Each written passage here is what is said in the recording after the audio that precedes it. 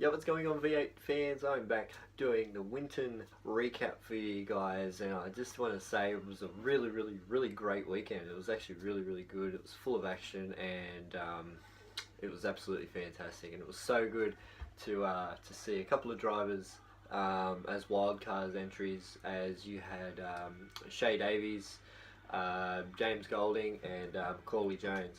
They hit the track to get some laps.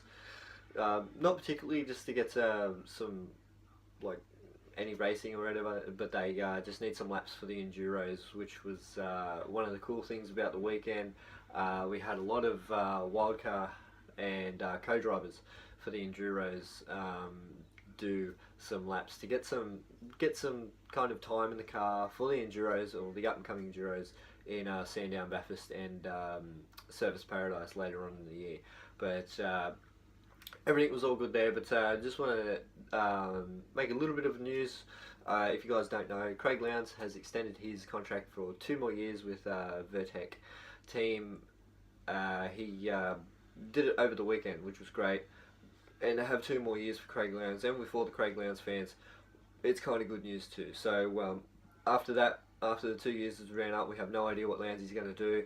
Maybe he might be a little bit of an ambassador, or he might do what Scaife and Engel do now, which is do all the commentating. But it was good to hear that Lowndes did extend his contract for 2 more years until I think the end of 2019. So it's good. It's good to see him there. He will be well in his 40s by the time he retires, I guess, or if he does. He just loves the car too much, and he just loves the action. So it's great to see that an old veteran like him can still keep going and be competitive still, which is really great. But yeah, it's kind of the news, guys. Like I said, there was a couple wildcard entries. We had Shay Davies, James Golding, and Macaulay Jones. A couple of them actually, or all 3 of them, raced really well. We had a few incidents with Shane Davies over the weekend, but you know, all is good. But I'll hit it off now, guys, with race 9. And race 9 was actually really good. It was safety car free, which was a first at Winton. We don't usually get a non-safety car race at Winton, but it was a really clean race. Everyone started really well. Fabian was stuck in a Red Bull sandwich between Wincup and Gizzy for a while, and they battled it out really well, which was great. It was fantastic for them to be competitive. And then on lap 5 we had Coulthard, Kelly, Waters, Bright, Caruso, and Scotty Pye come in at lap 5 just to get some clean air, get some tyres, get some fuel, and away they set off and continued on racing. But after lap 5 we had Moster, Wincup and Percat come in. Sort of when they came out, they sort of jumbled into Coulthard and Kelly and Waters and all that. Bright and Caruso were sort of back down into the main pack, and so was Scotty Pye, but all was good there, and it was really good racing from there on. And then the last of the leaders, next lap in, Scotty Mack came in, and he was the last of the leaders to come in and pit. So they all kind of obviously pitted at different times, and then sort of rejoined all together. But it was really cool to see that everyone was sort of on edge. Everyone was getting the undercuts going, and everyone wanted to clean air too. So once the leaders sort of came in, everyone else sort of waited until, you know, a few laps later, and then everyone else came in, and then that was it after that. But Shane Van Gisbergen, when he came in and pit, he had a pit stop problem. They couldn't get the wheel nut on properly. Oh, well, it was on properly, but they couldn't actually bolt it in properly. And I think Scaife said that that it would have threaded through.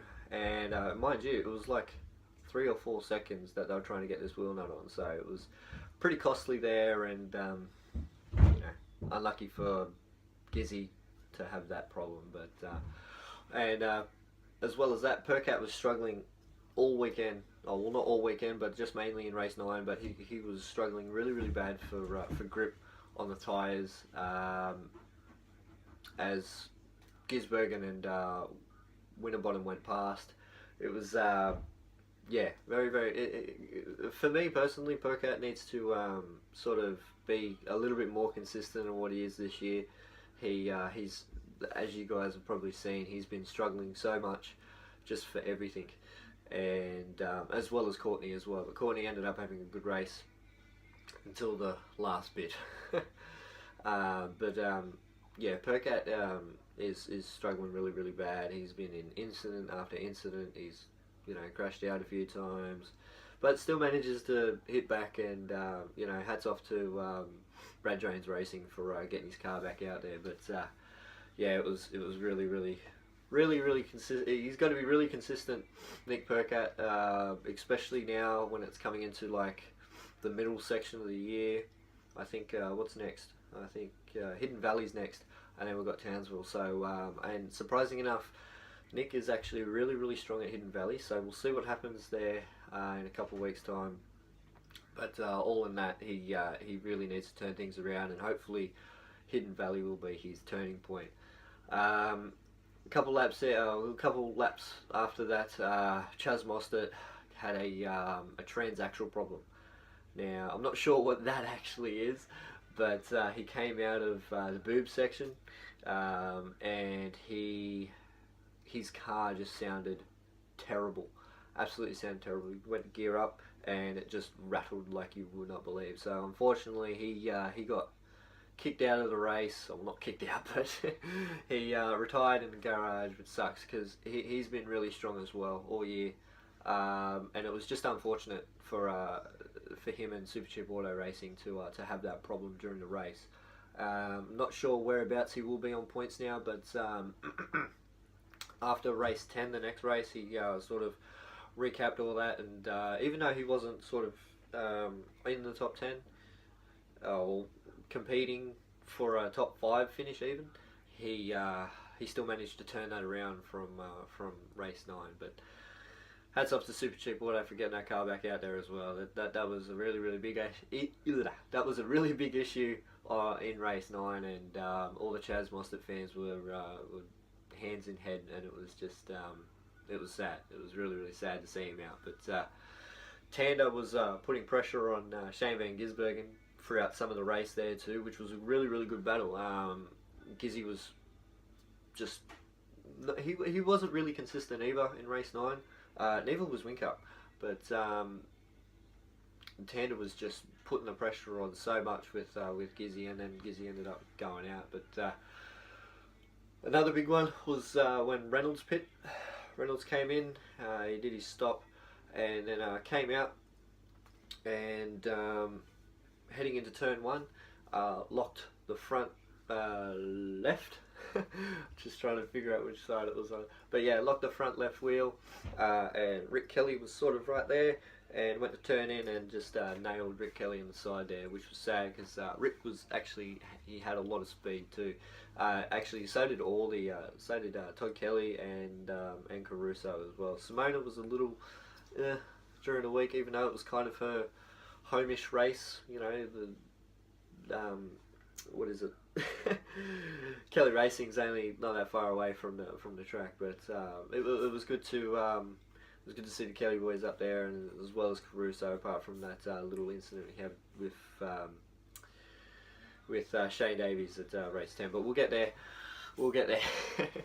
Tander, Rick Kelly, and Shane Van Gisbergen and Mark Winterbottom had a really, really good end to the race in the middle of the race. Sorry, they were battling really, really well, and it was good to see. It was good to see like all these sort of. I'm not making fun. I'm not picking on anyone here, but it was good to see like the low runners battling with Red Bull. It was really, really good, and it was like that throughout the whole weekend. It was fantastic. It was absolutely good to see, and even the guys that were even like Shell Power as well, they were sort of in the mid pack, and all these midfielders were just battling it out, and it was really, really great. Tim Slade came in to the pits as well, and did pretty much Nelly the exact same Reynolds as what Reynolds did. He came out, and he didn't lock up though. Rick Kelly was coming up to the main straight, and Tim Slade sort of went in on him. He didn't hit, didn't collide, but it was really, really close. And Scafey said, God, that looked like a deja vu for Rick Kelly. So he looks like he's been there before. Oh, excuse me. We had a pit lane penalty for Slade as well. Not sure why that was for, but I'm pretty sure it was for the contest he had and the exchange he had with Rick Kelly, which was sad because it put him back down in the pack. And yeah, well, towards the end of the race, we had Nick Percat holding up 5 different cars, and he was struggling for grip massively. And I think Holsworth was right behind him as well, and he couldn't get past. There was a few cars behind him actually that could not get past, and Courtney was also in there as well, and he ended up passing Lee, but didn't end up passing Nick Percat at all until the final bit of the race. I'm just going to move this up a little bit so I can see what I'm talking about. Here we go. And then the really, really good battle happened just towards the end there. We had Percat battling Courtney and Holsworth.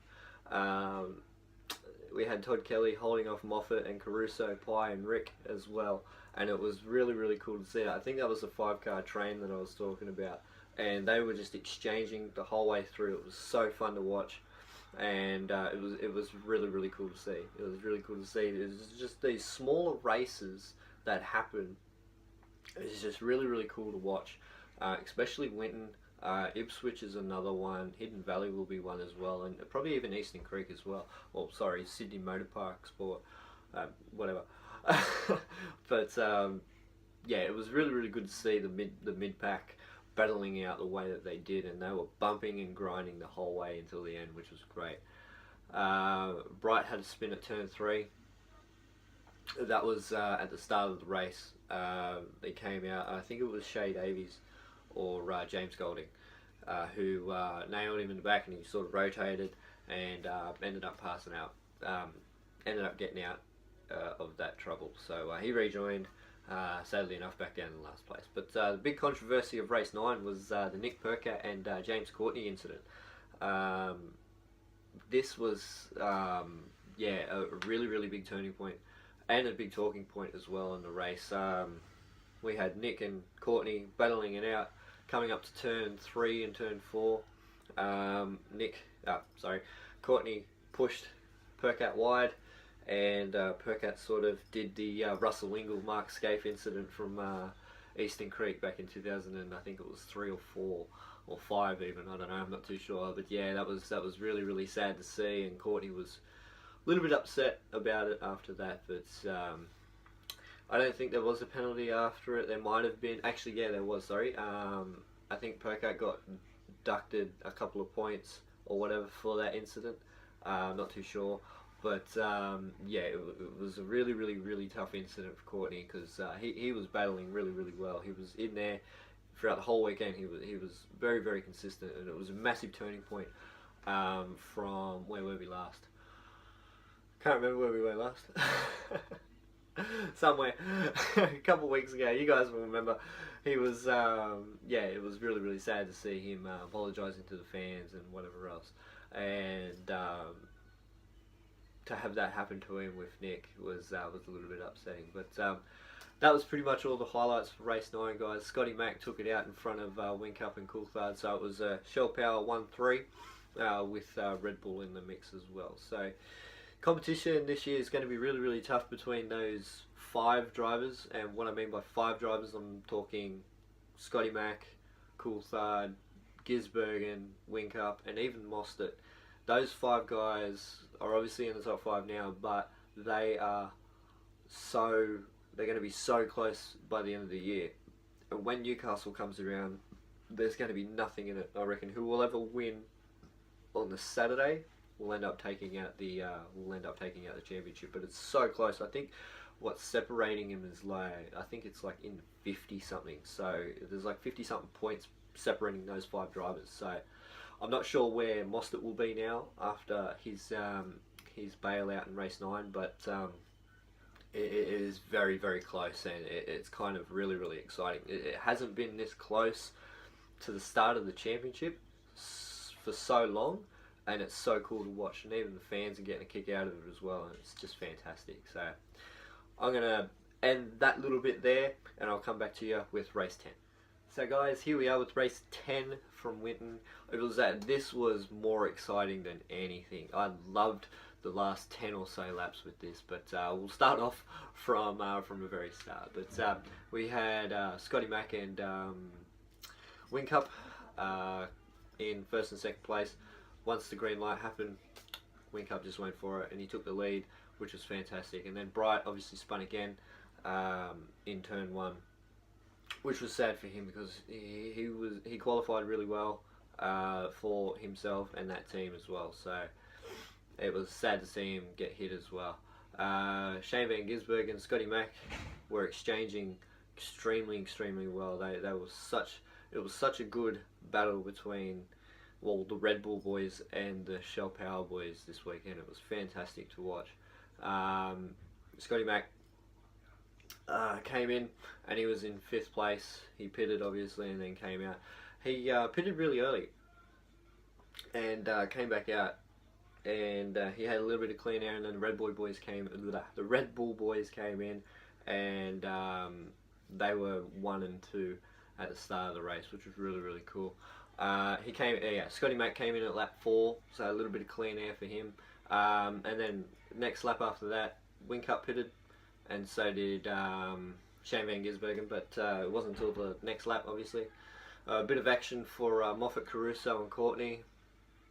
They were exchanging really well. Like I said, guys, before, the midfield were just battling all week. It was so cool to watch. Just to get some points, that's all it was. And before I go any further, big hats off to my boy Preston High Racing and Lee Holsworth for qualifying 7th in that race and finishing just in the top 10. So and he also finished in 11th place. And if it wasn't for all that stuff with Nick and Courtney before, he probably would have finished a little bit up the field. But yeah, it was really cool to see my boy Lee up there as well. And I actually said in some of the comments from last time's video that I was planning to do a shoey if Lee ended up getting on the podium or even finishing first, which would have been amazing. But sadly enough, that didn't happen, so oh well for me. Simona and Rulo had a little bit of an incident coming out of turn 7. Just Simona hit Rulo, and all was good after that. So yeah, Simona didn't really have a good weekend. She had a very great weekend. She had a good Friday practice when it was raining. She had a lot of pace and a lot of speed. But once the track dried out, it kind of just went down south. So sadly enough for her, it would have been good to see her finish in the top, 15 roughly, knowing that this is the track that she does tests on and whatever else. But yeah, sadly enough for the team and her herself, it kind of sucks for them. But Winterbottom and Coulthard had a good exchange. There was a little bit of light contact every now and again, but it wasn't too extreme to cop penalties or whatever. But it was a really good battle between them two. Shane Davies came in. Before that, some of the leaders came in and they were just whatever else. And I think it was around lap 20 something that Shane Davies took the race lead, and then he came in, and then Wincup and everyone else sort of overtook him in the pits, and then Wincup was in front for a while, for a very long time. And another big talking point in race 10, guys, was Scott McLaughlin. Surprising enough, he must not have been feeling the pace in the car or the grip or something. He came out of, what turn was it? I'm pretty sure it was 12, 11, 10. He came out of turn 9, and sort of Gizzy was right behind him, and he sort of just moved over and put his blinker on. And Gizzy just sort of overtook him and was like, yeah, thank you. It was like, why? Why would you do that? I don't know. Maybe it was an undercut issue. Maybe he just knew that he was on no tyres or whatever. He pitted really early in the race, obviously, and Gizzy pitted a little bit after him, and he just let Giz go through without any fighting or anything else. Maybe it was because his tyre life would have been dreadful if he did fight on, and then he would have had to change his race strategy there. But yeah, it was really weird to know that Scotty did that. He's not known to do that, but yeah, it was a very interesting situation for that. But the last round of pit stops happened probably around the like 35 lap mark. Scotty Mack came in, and then Wincup came in the next time, and Scotty rejoined Wincup rejoined in front of Scotty Mack, which is great. Well, not for not for all the Shell Power fans out there, but Wincup took the lead again, and Scotty was right behind him. And then he wasn't in a fighting mood. He did the exact same thing with Fabian Coulthard, just whacked the blinker on, and Fabs just went straight through. And yeah, it was really interesting to see that Scotty wasn't really feeling like a battle at all during race 10. But sadly enough, he yeah, that happens. You know, like if a driver thinks, you know, I'm not gonna worry about racing because of tyre issues or whatever else, that's their opinion, obviously. I think it's a little bit weird for the fans, at least, to know that, you know, Scotty's a fighter. You know, we see Scott McLaughlin, like back in 2014 when he was racing, who was it, Jamie Wincup at Clipsal. You know, it was a really great battle there, and to know that he just sort of moved over and let everyone through, it was like, that's not the McLaughlin that we know.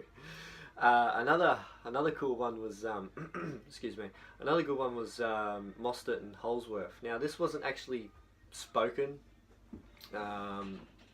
or captured on cameras, but Scotty and Holsworth had Mostert and Holsworth had a really good battle.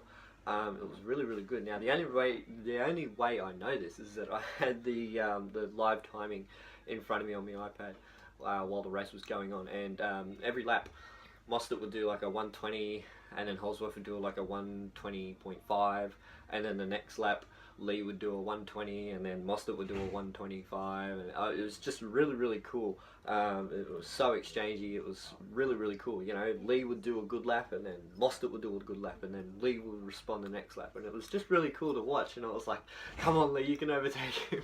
But sadly enough, he didn't end up doing it. But Shay Davies put Caruso in the wall at turn 12, and that's where our first safety car came out of the weekend. Caruso was not happy at all, and I don't think the cameras sort of picked it up a little bit. When they showed a replay, it was far off in the distance. You couldn't really see what happened, but Shay Davies kind of hit Caruso, and Caruso sort of took off into the tyre barrier there at the exit of turn 12, which was sad enough because Caruso was looking really good, and just to get caught up in that was a little heartbreaking for him. So everyone, safety car came out with 14 laps to go. No one pitted. Surprising enough, no one pitted. I think only one person pitted, and that was Tim Blanchard. And then from there, it was on. Rouleau, actually, Alex Rouleau had a little bit of strife with Winterbottom. Winterbottom was not happy with how Rouleau did the restart. He let because he was in between. Who was in between? He was in between Red Bull and the Shell Power Boys. So it was, I think it was Wincup, Gizzy, Rouleau, Scott, and then Fabs, or it might have been the other way around. I'm not too sure. But he was caught in that. And once the green flag came back out, Rouleau sort of pulled off to the side just before turn 1 and let Scotty go through. Heading into turn 2, did the same thing. He sort of went a little bit wide out of the exit of turn 2, moved over, and then it was just battle pack from there. It was absolutely insane. But Winterbottom was not happy at all with Rouleau's restart there, which was you know, a little bit. You know, I'm not putting blame on Rouleau, but you know, he's only young. He's still a rookie. There's things to learn, obviously. I know that drivers get heated, like especially the veterans. They do get heated when the young boys don't know what they're doing.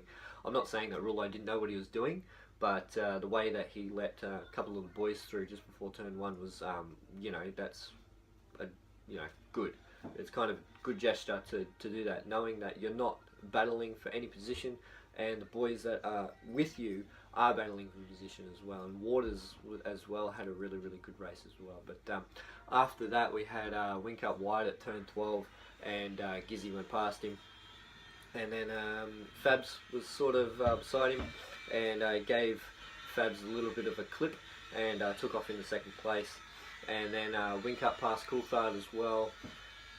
Scotty Mac got past Cam Waters, and then Tander and Reynolds were joining the battle, and I think there was about 8 cars or something that was just battling it out, and it was so cool to watch. It was awesome to watch, and that was fighting towards the end. But once the end sort of came near, they all sort of drifted off apart from each other, and that was one of the coolest battles I've seen. It was so action packed. It was so cool. They were exchanging really well. There was a few bumps and grinds obviously on the way through, but nothing to be penalised or anything like that, which was great. And then everyone knows the winner of the race was Shane Van Gisbergen, and he took it ahead of Jamie Wincup, who actually was not happy. He hasn't won a race since Sydney last year, and it's kind of heartbreaking for all the Wincup fans. For him too, because you know, he's been consistent, not consistent, and then at these little tiny sprint races he goes really well, but then can't find the pace to find first place. But Fabian Coulthard finished in third, and it was just a really great weekend. It was a great race. It was fantastic. I loved every second of it. It was fantastic. It was so good. But with the practice on Friday, all the co-drivers doing that. Carl Reidler, who is partnering Lee Holsworth in the Enduros, went really well too. So that's the only news I've got for the additional co-drivers session. But guys, I'm going to end it there. We've got Hidden Valley on, I think in a month's time. I think there's a little bit of a gap. When's the race? I think it's the 15th and 17th of July. Or what's next month? June. I'm not too sure. One of them. But yeah, there's a little bit of a gap there between next round. So the boys will, and girl, will take all their data back and hopefully find some pace or whatever else for Hidden Valley, because Hidden Valley could be anyone's race. Could be absolutely anyone's race. And it was like that for this weekend as well. I'm not actually picking a dark horse for Hidden Valley because it could be anybody's race. If I did, it would be David Reynolds. David Reynolds was absolutely perfect. He was my driver of the weekend. He drove exceptionally well throughout both race 9 and race 10. And yeah, there's my dark horse. But guys, I'm going to end it there. Hope you enjoyed the video. Hope I gave you as much as information as I possibly could. I do have my iPad just sitting there so I can, you know, have a look at what I've was highlighting down and whatever else. But guys, I'm going to leave a description in the bottom here for my Instagram as well. Hit me up on that as well. Go and follow that, and you'll be able to see all the notes and the race results as well on my Instagram. So go hit that up, and guys, that is it. Hope you enjoyed the weekend. I hope I gave you as much information as I possibly could, and have a very good break, and we shall see you all after Hidden Valley.